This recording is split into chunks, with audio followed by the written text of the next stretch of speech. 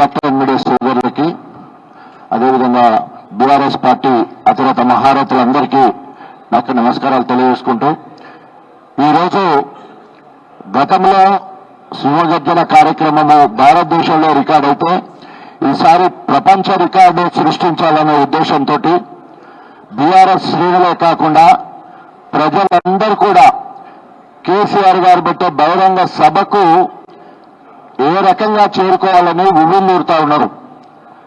ఈరోజు లక్షలాది మందిగా తరలి రావడానికి తెలంగాణ రాష్ట్రం మొత్తం కూడా సెన్సిటైజ్ అయిపోయింది. అంటే మొత్తం కూడా ఎట్లా పోవాలని ఎక్కడ చూసినా అవే చర్చలు కనబడతా ఉన్నాయి. వీటన్నిటికీ పరాకాష్ఠగా మా గణపురం నియోజకవర్గం ప్రత్యేకంగా మరి ఈరోజు ముందు వరుసలో ఉంది. ఎందుకంటే మరి సభాస్థలికి 15-20 కిలోమీటర్ల దూరంలో 3 మండలాలు ఉంటాయి. ఏ రకంగా పోవాలని చెప్పేసి రైతులు ఇప్పటికే ఎడ్ల బండ్లు తయారు చేసుకుంటున్నారు. పాదయాత్రతో రావాలని ఉవ్విళ్ళూరుతా ఉన్నారు. అదేవిధంగా ట్రాక్టర్లపై రావాలని కూడా ప్రణాళిక సిద్ధం చేసుకుంటున్నారు. రోజు మరి వచ్చే వాళ్ళ సంఖ్య ఎక్కువైపోతా ఉన్నది.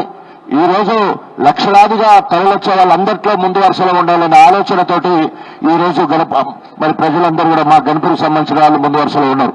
అంతేకాకుండా ఈ రోజు వేదిక మీద ఉన్న పెద్దలందరూ కూడా మరి ఈ బహిరంగ సభ రెండవసారి వరంగల్కే వచ్చిందని చెప్పేసి ప్రతిష్టాత్మకంగా తీసుకుని ముందుకెళ్లే కార్యక్రమం.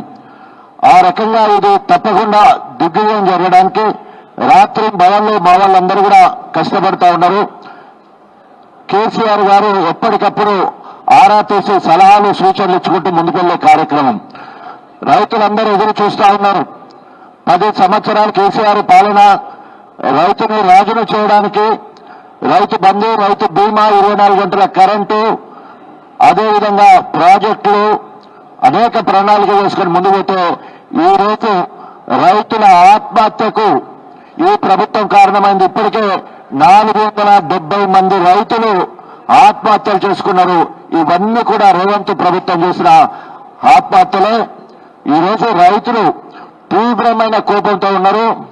మరి కేసీఆర్ గారు ఏం చెప్పబోతున్నారో, ఏ ప్రణాళిక మాకు అప్పగొడుతుందో, ప్రజా వ్యతిరేక విధానాలు అమలుస్తున్న రేవంత్ ప్రభుత్వం గద్దె దిగే వరకు వారి అడుగుజాడలో వారిచ్చే సూచనలు చేసుకుని ప్రజల్లోకి వెళ్తామనే ఆలోచనతో ఈరోజు రైతులు ఉన్నారు, విద్యార్థులు ఉన్నారు, మహిళలు ఉన్నారు. అందరూ కలిసి ఈరోజు మరి కేసీఆర్ గారి ఉపన్యాసం కోసము, వారిచ్చే సందేశం కోసం ఎదురు చూస్తున్నారని చెప్పేసి తెలియజేసుకుంటూ, తప్పకుండా ఈరోజు ఇంతింత వటుడింత అన్నట్టు ఇది ప్రపంచ రికార్డు సృష్టించే స్థాయికి ఈ బహిరంగ సభ వెళ్ళొద్దని చెప్పేసి తెలియజేసుకుంటూ సెలవు తీసుకుంటా ఉన్నాం.